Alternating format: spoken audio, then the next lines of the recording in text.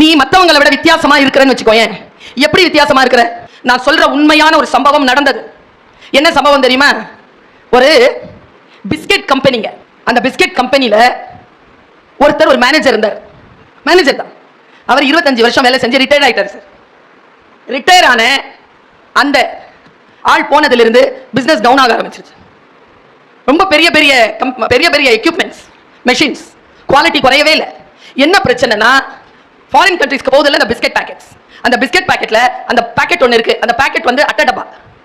அதுல 25 பேக்கெட் போகுதுன்னா 21, 22 தான் பிஸ்கெட் இருக்கு. 3 பிஸ்கெட் இல்லை. பேர் கெட்டு போய் குறைய ஆரம்பிக்குது கம்பெனியுடைய நேம். எவ்வளவோ பார்த்துட்டாங்க, எப்படி பிஸ்கெட் குறையுது உள்ள. கரெக்டா தான் பேக்கிங் நடந்துட்டு இருக்கு, எல்லாமே கரெக்டா இருக்கு. எங்க தப்பு நடக்குதுன்னு தெரியல. அந்த 25 வருஷம் எக்ஸ்பீரியன்ஸ் இருந்தார்ல, நான் சொல்றது RI, ரியல் இன்டெலிஜென்ஸ். அந்த ஆளை கூப்பிட்டார். என்னையா நீ போனதுல இருந்து ஏதோ நடக்குது, என்ன பிரச்சனை? அவர் வந்து எல்லாத்தையும் சூப்பர்வைஸ் பண்ணிட்டு இப்படி சுத்தி பார்த்துட்டு, இந்த உள்ள இருந்து வரும்ல பிஸ்கெட் பேக் பண்ற, பிஸ்கெட் போட்டு பேக் பண்ற இந்த மெஷின் தள்ளும்ல, பேக் பண்ணி தள்ளும். அந்த பேக் பண்ணி தள்ளுற அந்த இடத்துல அவர் ஒரு ஃபேன் வச்சிருந்திருக்கார். அது எதுக்கு ஃபேன் எடுத்துட்டாங்க. அந்த ஃபேன் என்ன தெரியுமா? பிஸ்கெட் இல்லாத பாக்ஸ் வந்துச்சுன்னா அடிச்சு தள்ளிடும். அந்த ஃபேனை யாரோ இங்க எதுக்கு ஃபேன் அப்படின்னு எடுத்துட்டான் ஒருத்தன். பிஸ்கெட் பேக்கெட்ஸ்ல வந்து பிஸ்கெட் இல்லாமையே பேக் பண்ணி போயிருக்கு. இதை எனக்கு ஒரு கூட்டத்தில் தகவலாக தந்தவர் இந்த தமிழ்நாட்டின் அமைச்சர். ஒரு ஸ்டூடெண்ட்ஸ் கேதரிங்ல பேசும்போது அவர் கொடுத்த தகவல், ரியல் இன்டெலிஜென்ஸ்க்காக அவர் கொடுத்த தகவல். உன்னை நம்பி ஒரு $1000 இல்லைன்னா உன்னை நம்பி ஒரு 3 லட்சம் ரூபாய் உன் கையில வந்து ஒரு ப்ராஜெக்ட்காக ஒரு கம்பெனி கொடுக்குதுன்னா, அதனால அந்த கம்பெனிக்கு ஒரு 30 லட்சம் ரூபாய் பிரயோஜனம் இருந்தால் தான் உன் கையில 3 லட்சம் ரூபாய் வரும். அந்த 30 லட்சம் ரூபாவை நீ சம்பாரிச்சு கொடுக்கிற புத்தியுடன் நீ வெளியேறுகிறாயா? I will hire you. You can demand, நான் உனக்கு 50 லட்சம் ரூபாய் பண்ணி தரேன் per annum. இது பாருங்க, இப்ப நானும் நீங்களும் பேசிட்டு இருக்கோமா, நமக்கு முன்னால நடுவுல எனக்கு உங்களுக்கு நடுவுல ஒரு கலவரம் நடந்துட்டு இருக்கு. லைஃப் இப்படிதான். ஆனா அந்த கலவரத்தை தாண்டி நான் பேசுறேன், இந்த கலவரத்தை தாண்டி நீங்க கேட்குறீங்க. That is life. செட்டில் ஆயிடுச்சு. You can demand. எப்போ டிமாண்ட் வரும்னா, எப்போ உன்னுடைய குவாலிட்டியை நீ ஹை பண்ணிக்கலையோ அப்போ. ஒரு கார் கம்பெனியில ஒரு கார் ஒருத்தன் வாங்கியிருக்கான். அந்த கார் ஊட்டி நடந்த கேஸ் ஸ்டடி. கார் கம்பெனி கொண்டு போய் புது கார் ஐஸ்கிரீம் வாங்க போவானா. அவன் வாரத்தில் 2 நாள் போவானா. போகும்போது அவன் ஒரு மாசம் ஒரு நாள் வெனிலா வாங்குவான், ஒரு நாள் சாக்லேட் வாங்குவான். வெனிலா வாங்கும்போது கார் ஸ்டார்ட் ஆகி வந்துருது. சாக்லேட் வாங்கும்போது கார் ஸ்டார்ட் ஆகல. சாக்லேட் ஐஸ்கிரீம் வாங்கும்போது கார் ஸ்டார்ட் ஆகல. இதை அவன் ஒரு வாரம் பார்த்துருக்கான். உடனே தகவல் கொடுத்துருக்கான். அங்கிருந்து HR மேனேஜர் பேசினாரா, இல்ல இன்னொரு 1 மாசம் நீங்க பாருங்க. இன்னொரு 1 மாசம் பார்க்கும்போது இதே பிரச்சனை தான். வெனிலா வாங்கும்போது கார் சீக்கிரம் கிளம்பிடுது, சாக்லேட் வாங்கும்போது கார் கிளம்ப மாட்டேங்குது. என்னடா பிரச்சனைன்னு கொண்டு போய் எல்லாம் பார்த்தாங்க, ஒன்றும் பிரச்சனை இல்லைன்னு தான் வருது. அது ஒரு இன்ஜினியர் கிளம்பி வந்திருக்காருங்க. நீங்க சாக்லேட் வாங்குங்க, நீங்க வெனிலா வாங்குங்க, நான் பார்க்குறேன். அவர் வாங்கிட்டு 2 நாள் பார்த்துட்டு அவர் ரிப்போர்ட் எழுதுறாரு. கார் நிற்குது இல்லை, அப்படி நிற்கும்போது வெனிலா வாங்கும்போது அவர் உடனே எடுத்துட்டு போயிடுறாரு. வெனிலா சீக்கிரம் கிடைக்குது. சாக்லேட் மேனுஃபேக்சரிங்க்கு 12 to 15 நிமிஷம் ஆகுது. அப்போ அந்த கார் நிற்கும்போது அந்த ஃப்ரீசர் பாக்ஸ் இருக்குல்ல, அதுலேருந்து வரக்கூடிய அந்த அதிகமான அந்த காற்றால அந்த இன்ஜின் வந்து கம்ப்ரஸ் ஆகும் அப்படிங்கிறத அவர் கண்டுபிடிச்சிருக்காரு. ஸோ ப்ராப்ளம் சால்விங் அப்படிங்கிறது உங்களுடைய ரியல் இன்டெலிஜென்ஸ் மூலமா வரும். நான் இன்னைக்கு இருக்கக்கூடிய இளைஞர்கள் மீது ஒரு குற்றம் சுமத்துறேன். அதுக்கு மூத்த ஜெனரேஷன் காரணமா இருந்ததுன்னா அவங்க மேலேயும் அந்த குற்றம் போகும். சில பல நின்று நிதானித்து செய்யக்கூடிய பணிகளை நிறைய மிஷினரிஸ் வந்துட்டதுனால நின்று நிதானித்து பண்ணாம மிஷின்ஸை நம்பி அப்படியே போய்கிட்டு இருக்கீங்க. மேனுவலா இருக்கக்கூடிய விஷயங்கள் இன்னைக்கு குறைஞ்சு போச்சு. நான் சொல்றேன் பாருங்க, இந்த புத்தியில சில விஷயங்களை பிளான் பண்ணுங்க. நான் ரெக்கார்ட் ஆயிட்டு இருக்கேன், நான் ஒரு விஷயத்தை சொல்றேன். நான் இதை எவ்வளவாக நம்புவதே இல்லை. இது என்னுடைய ஆஃபீஸ், அவ்வளவுதான். இதை நான் ரொம்ப நம்புறது இல்லை, இதைத்தான் நம்புறேன். ஏன்னா இதை நான் மாத்திக்கிட்டே இருப்பேன். இது எப்போ வேணாலும் ஹேங் ஆகும், இது ஹேங் ஆகாது. Have a book, your personal book. அந்த புக்கை வந்து உங்களுடைய கம்பெனி தொடங்குற முதல் நாள்ல இருந்து யூ ஸ்டார்ட் யுவர் ரெக்கார்ட். நான் இன்னைக்கு என்ன பேசுறதுங்கிறது நான் இங்க உட்காந்து சிந்திச்சுட்டே இருந்தேன்னு சொன்னேன்ல, ஏற்கனவே என் மைண்ட் ஆழத்துக்குள்ள ப்ரோக்ராம் ஆயிருக்கு. எங்க ப்ரோக்ராம் ஆச்சுன்னா தூங்கிட்டு இருக்கும்போது ப்ரோக்ராம் ஆயிடும். நம்ப மாட்டீங்க நீங்க. ஏன் தூங்கிட்டு இருக்கும்போது எனக்கு ப்ரோக்ராம் ஆகுதுன்னா 24 மணி நேரமும் நான் இதையே சிந்தித்துக் கொண்டிருக்கின்ற பொழுது நீங்க கான்ஷியஸே இல்லாத டீப் ஸ்லீப்க்கு போகும்போது கூட உங்களுடைய சப்கான்ஷியஸ் வந்து உங்களுக்கு ஆன்ல இருக்கும். அம்மாக்களுக்கு அப்படித்தான், குழந்தை வளர்க்கும் போது டீப் ஸ்லீப்ல இருந்தாலும் சப்கான்ஷியஸ் ஆன்ல இருக்கும். சாதாரணமா நான் உங்களுக்கு சொல்லிட்டு போறேன், ரொம்ப அலர்ட்டா இருங்க my dear children. Stay alert. உங்களுடைய காம்படிஷன் இங்க இல்லவே இல்லை. இந்த 2 பேர் ஃபர்ஸ்ட் பிரைஸ் வாங்குறாங்க, இந்த 2 பேர் மெடல் வாங்குறாங்கன்னு சொல்றாங்கல்ல, they are not your competitors. உங்க காம்படிட்டர் எங்க இருக்கான் தெரியுமா? ஆஸ்திரேலியால இருக்கிறான், ஜெர்மன்ல இருக்கான், அமெரிக்கால இருக்கிறான், கனடால இருக்கிறான், எமிரேட்ஸ்ல இருக்கிறான். அவர்கள் எல்லோரையும் ஜெயிக்கக்கூடிய அந்த ஆற்றலை நீங்க எந்த கம்பெனிக்கு சேர்றீங்களோ அல்லது நீங்க எந்த தொழிலை தொடங்குகிறீர்களோ அதில் செலுத்துங்க. Stay different. உங்களுடைய ஆக்கத்தை நீங்கள், நான் இந்த தாய் ஒரு 2 விஷயத்தை உங்க மனசுல போட்டுட்டு போறேன். I really concern about my generation. இந்த ஜெனரேஷன் சாதாரண ஜெனரேஷன் இல்ல. சைலண்ட் ஜெனரேஷன் ஒன்று இருந்தது. சைலண்ட்க்கு அப்புறமா பூமர்ஸ் வந்தாங்க. பூமர்ஸ்க்கு அப்புறமா ஜெனரேஷன் எக்ஸ் வந்தாங்க. நான்லாம் ஜெனரேஷன் எக்ஸ். 64 to 80 பிறந்தவங்க எல்லாம் ஜெனரேஷன் எக்ஸ். 80க்கு பிறகு பிறந்தவங்க எல்லாம் மில்லேனியல்ஸ். அதுக்கு பிறகு பிறந்தவங்க எல்லாம் ஜெனரேஷன் ஜி. நீங்க எல்லாம் தான். எங்களுக்கு இல்லாத சவால் உங்களுக்கு இருக்கு. ஏன் தெரியுமா? 2010ல பிறந்ததெல்லாம் ஜெனரேஷன் ஆல்பா. இப்ப 15 வயசுல இருக்குதுங்க. இன்னும் 5 வருஷத்துல உங்களை சந்திப்பாங்க. அவங்கள இன்னொரு 15 வருஷத்துல சந்திக்கிறதுக்கு 2 மாசத்துக்கு முன்னால பிறந்துருச்சு ஜெனரேஷன் பீட்டா. முதல்ல நான் என் வயதில் இருக்கக்கூடியவர்களுக்கு சொல்லுகிறேன், நான்லாம் ஃபைனல் இயர் ஸ்டூடெண்ட்ஸ் என்கிட்ட பேச மாட்டாங்களான்னு ஏங்கி இருக்கேன். இப்போ நான் காலேஜ் ப்ரொஃபஸரா இருக்கிறேன். ஃபைனல் இயர் ஏங்குது, ஃபர்ஸ்ட் இயர் பேசாதாங்க. Youth power, young mind power இன்னைக்கு டாப் மோஸ்ட் ரேஞ்ச்ல இருக்குதுன்னா, நீ உள்ள போகும் பொழுது அடுத்த ஜெனரேஷனுக்கு மேல நீ நிக்கணும்னா, நீ இன்னும் உன்னுடைய டோல நிக்கணும். இந்த லேயர்ல நீ ஏறினால் ஒழிய சஸ்டெயின் பண்றது. நான் ஒன்னு சொல்றேன், உன் டைரிகளில் இன்று எழுதி வைத்துக்கொள். முதல் வெற்றியை வரலாறு காகிதத்தில் தான் எழுதி வைக்கும். 2வது வெற்றியை தான் அது பொன் எழுத்துகளில் பொறிக்கும். முதல் வெற்றி காகிதம் தான். 2வது வெற்றிக்கு நீ உன்னை கொண்டு போகணும். முதல் வார்த்தையில் சொன்னேன், எங்கே இருக்க விரும்புகிறாயோ அங்கே இரு. 2வது வார்த்தையில் சொல்லுகிறேன், எதற்காக நினைவு கூறப்பட வேண்டும் என்று நினைக்கிறாயோ, start that program from now. NOW now. எதற்காக நினைவு கூறப்பட வேண்டும் என்று விரும்புகிறாய்? சிக்னேச்சர் போட்டுட்டு போ. அது யூத்தா இருக்கிற நீ. This is the greatest phenomenon of the earth. Time. You have youth, time. இந்த மேடையில் இருக்கக்கூடிய யாருக்கும் இல்லை உங்ககிட்ட இருக்கிற அந்த காலம். You are just 20, 21. இவங்க எல்லாருமே 50 தாண்டிட்டாங்க. 30 வருஷம் அவங்க உனக்கு முன்னால போயிட்டாங்க. நீ 30 வருஷம் அவங்களுக்கு பின்னால வர நீ மிகப்பெரிய உலகத்தை பார்க்க போகிறாய். இதை வரலாறு காகிதத்தில் எழுதி கொள்ளும். பொன்னெழுத்துகளால் பொறிக்கப்பட வேண்டும் என்றால் நீ சில சாதனைகள் செய். அதை இந்த மேடைக்கு நீ மறுபடியும் இந்த சீஃப் கெஸ்டா வந்து உட்கார். அப்பொழுது உன்னுடைய 2வது வரலாறை இந்த கல்லூரி தன்னுடைய பொன்னேடுகளில் பொறித்து வைத்திருக்கும். வாழ்க்கை நமக்கு வாய்ப்புகளைத்தான் தரும், வெற்றிகளை தரவே தராது. யார் ஒருவர் வாய்ப்புகளை சரியாக பயன்படுத்திக் கொள்கிறோமோ அவர்களுக்குத்தான் வெற்றி கிடைக்கும். வெற்றி கூட ஒரு வாட்டி கிடைக்கிறது இல்ல, தொடர்ந்து கிடைப்பதற்கான உழைப்பு. என்ன கேட்டா பல பேர் தன்னுடைய வாழ்க்கையில ஒரு சின்ன ரிலாக்ஸேஷன் ஆயிடுறீங்க. எப்போ தெரியுமா? வெற்றி பெற்றவுடன். வெற்றி பெற்றவுடன் நீங்க ரிலாக்ஸ் ஆகுறீங்கல்ல, அங்க தோற்கிறோம். வெற்றி என்பது responsibility. your victory starts from now. You have to change this victory as a சாதனை. சாதனையா இதை மாத்து. இது விக்டரி தான். இந்த விக்டரியை சாதனையா மாத்துறதுக்கு கிளம்பு. பரவாயில்ல, உன் கையில இருக்கக்கூடிய கால் லெட்டர் 12 லட்சம் ரூபாய் தான் இருக்கா? Go. Don't say no. Go and grow. Go and grow. நமக்கான வாய்ப்பு பல நேரங்களில் அவ்வளவு சாதாரணமா கிடைக்காது குழந்தைகளை. எனக்கு தெரிஞ்சு இந்த 3 வருஷத்துல உங்கள் வரைக்கும் வந்து பிரபலமான எத்தனையோ டேலண்ட்ஸ் இருக்காங்க. நான் உங்க வரைக்கும் வந்து சேர்றதுக்கு 30 வருஷம் செலவழிச்சிருக்கேன். 27 வருஷம் நீங்க யாருன்னு எனக்கு தெரியாது, நான் யாருன்னு உங்களுக்கு தெரியாது. ஆனால் 27 வருஷமும் இதே வேலையை நான் செய்திருக்கிறேன். இன்றைக்கு உங்கள் முன்னால் நிற்கிறேன். கொரோனா காலத்துல எத்தனையோ ஸ்பீக்கர்ஸ் எந்த வாய்ப்பையும் எடுத்துக்கொண்டதில்லை. என்னை போல ஒரு 4-5 பேர் தான் தமிழ்நாட்டில் லேப்டாப்க்கு முன்னால் உட்காந்து பேசணும்ப்பா. இந்த மாதிரி மீட்டிங்ல நின்று பேசுறது தான் நல்லா இருக்கும். உங்க முகத்தை நான் பார்த்து என் முகத்தை நீங்க பார்த்து பேசுறது. இந்த எழுச்சியோடு நீங்க லேப்டாப்க்கு முன்னால் பேச முடியுமா மேடம்? அதுல என்ன பயம் தெரியுமா? நம்ம மூஞ்சியை நாமளே பார்த்துட்டு பேசணும். எங்க எழுச்சி வரும்?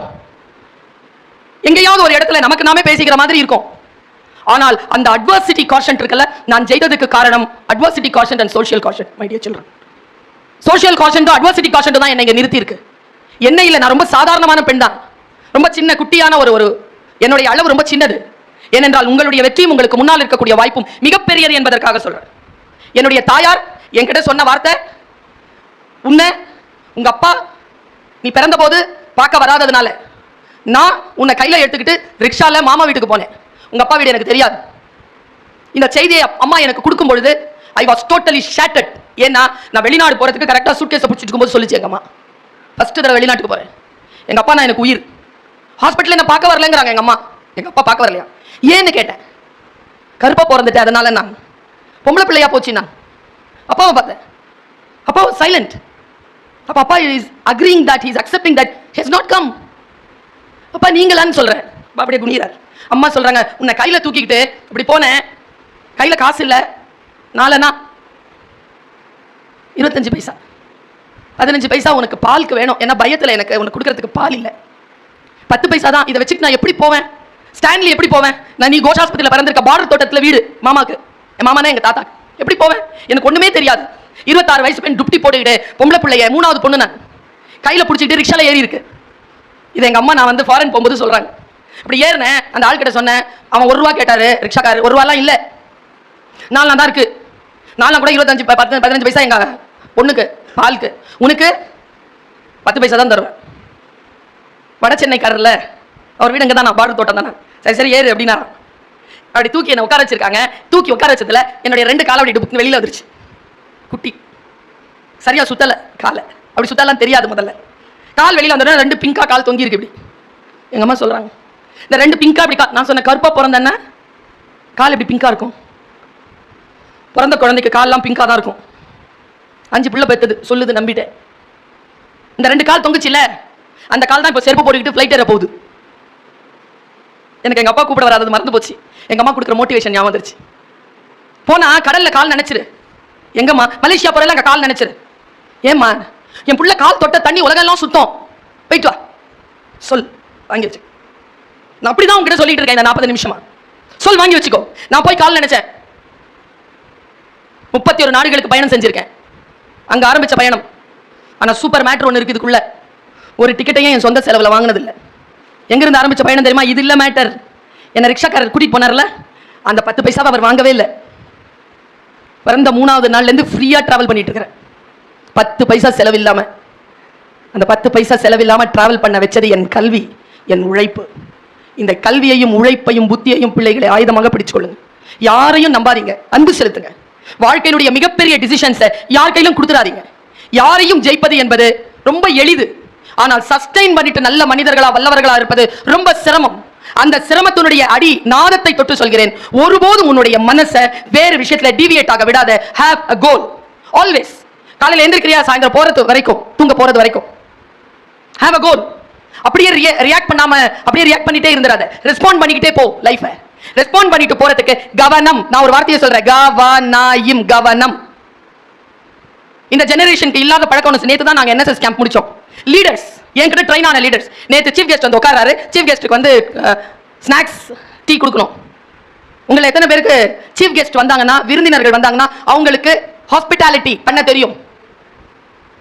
படிச்சா மட்டும் போதாது, வாழ்க்கையில் சில நுட்பங்கள் தெரியணும். வெறும் படிச்சுட்டு இன்ஜினியராகவே இருக்கிறீங்களா மேடம் நீங்கள்லாம்? வீட்டுக்கு போனா நான் படிச்சுட்டு நான் என்ன சொல்ல வருகிறேன் என்றால், என் பையன் சொல்லாமா தள்ளுமா அப்படின்ட்டு போவான். அவனுக்கு நான் அம்மா தான். ஒரு போன வாரம் சொல்றான் என் பையன், என்ன தொண்டை கட்டிக்கிட்டே இருக்கு, நிறைய மீட்டிங்கா? ஆமா அப்படின்னா நல்லா ஏண்டா நல்லா பேசுற வரைக்கும் நான் கூப்பிட்டுட்டே இருப்பாங்கடா.